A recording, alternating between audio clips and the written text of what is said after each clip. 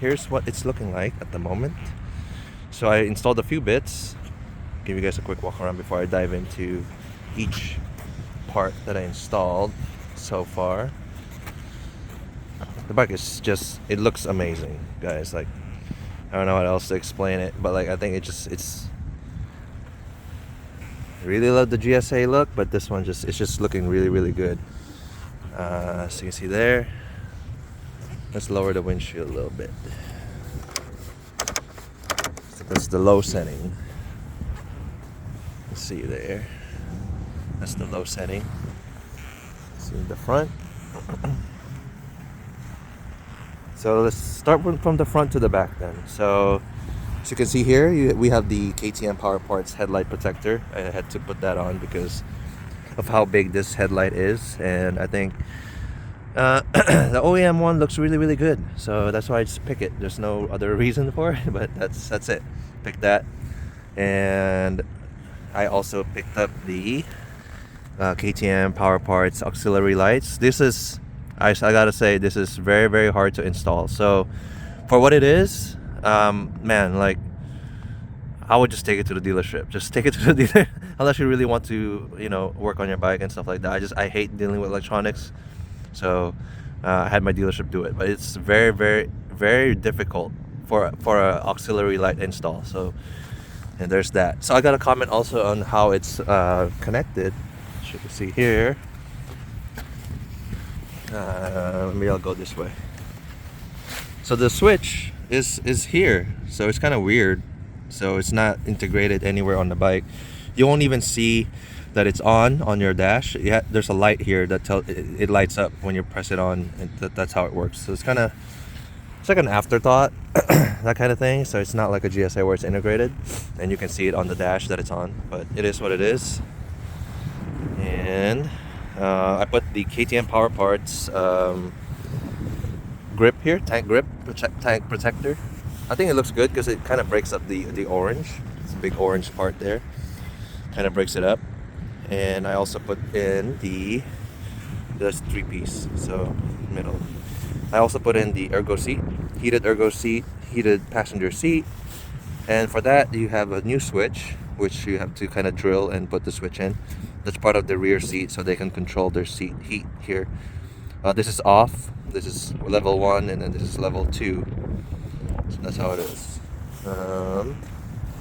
And this one is this is my favorite right here. This one is the Moto luggage rack. So it's just such a nice build quality, and it's like super smooth, and I just love the look of it. So I had it on the high position where it's leveled to the rear seat, and it works great. I can tie my tail bag in here and in any part of the rear seat. It could be right here, middle.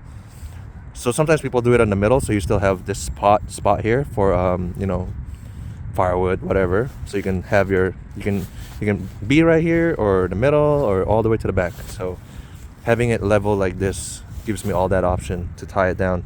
And you just cinch the cinch straps.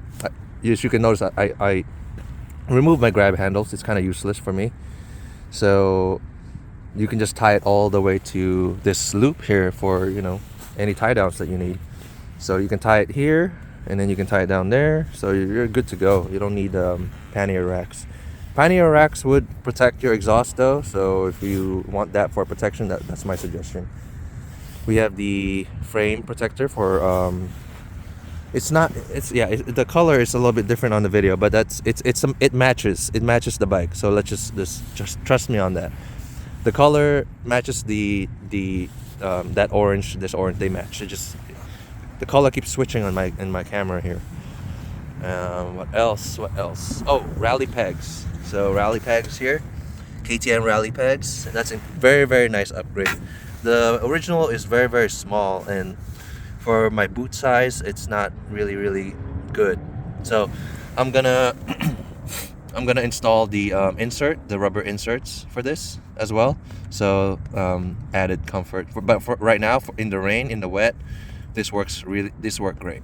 So there's that. What else? That's it, I think, for now. Oh, I added the very obvious. I added the Added the Super Adventure R skid plate to the S. I think it looks really good. It doesn't provide optimal protection compared to like an Outback Moto track, but for the stuff that I do, it's sufficient. I don't hit hot rocks like that on a daily basis, so there's that. I'm still waiting on a few things, like a radiator guard. I'm waiting on that. Waiting on a lot of stuff, so that's coming. I also have the foot extension enlarger for the kickstand, also from Perun Moto. So that one's an easy install. Very nice quality item here. You almost don't want to scratch it because of how nice it looks, but that's what it is. It's a stand. That's it. I put in the screen protector. I'm not really good at it, so it's not I mean, yeah, I'll take it. It's fine as long as it's protected. Got my trusty X grip ram mount for my phone. Also waiting for the handguards, like I mentioned, my bark busters, and my KTM crash bars. So like I mentioned in the beginning of the video, I don't have any crash protection. I really love the look of the bike as is. Like I'm so torn in putting crash protection on it, but I think the KTM one is good enough to provide some protection. And you know, you're having a trade-off, you know, like I said, the weight of the Outback Moto track, and then it provides you optimal protection. Yeah, so there's pros and cons to both. So optimal protection and added weight. So less weight, better. Less weight, minimal protection. So I'm going with the minimal protection this time. So we'll see how it goes. Yeah. So I actually should have replaced this with like an LED while they were working on the lights, but I couldn't find. The Yoshimura was out of stock, so I could have just really looked. I can just do it again. I mean, it's not much panels to remove to get to this. You don't have to remove the tank for sure. So, but you had to remove the tank to get to do this, which is freaking horrible. So, but I mean, I don't know why that's a design like that, but yeah, it is what it is. Very nice motorcycle, guys.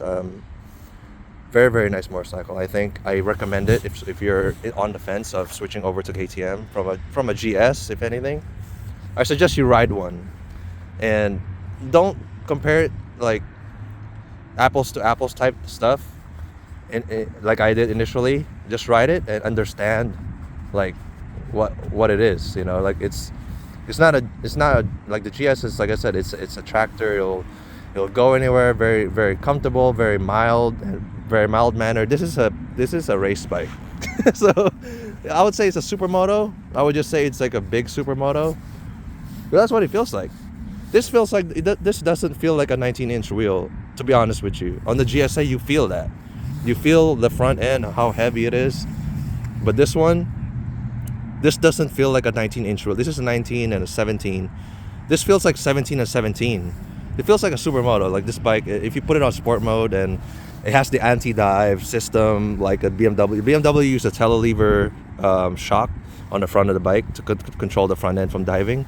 This one is doing it all on the forks. So if you just technology on this thing, it's just freaking amazing. So like, look at the silhouette of this thing. It just looks so aggressive. And so what I'm doing is the KTM bars in orange. I was kind of torn between doing the black or the orange, so I actually bought both because I couldn't decide. I bought the black and I bought the orange. We're gonna fit it and see how it looks like. I like this orange here on the frame. I know it's kind of stands out and all that, but it kind of gives the balance of the orange throughout the bike. So if you look at it in person, if you see it in person, it's fine. In the video, it's kind of emphasizing it, but it's not that bad in person. So I'm gonna put the orange bars, the lower bars here, and I think it's gonna set it up just perfectly. And the exhaust, I'll keep that a surprise, but there is something coming for that. Yeah, it just looks so good, guys. I don't know. I always go to the garage, just look at it. And I feel bad about my Super Duke. I don't really look at my Super Duke that much because this one just kind of takes all my attention lately. I know it's a new bike, honeymoon phase. It is what it is, but it just looks great. Alright guys, if you guys stuck with it to the end, thank you guys for watching the video. If anything, just leave me a question. Let me know what you guys think about anything that I said, and see you guys in the comments. I'll answer some questions, whatever it is. And thank you guys for watching. See you guys for the next video.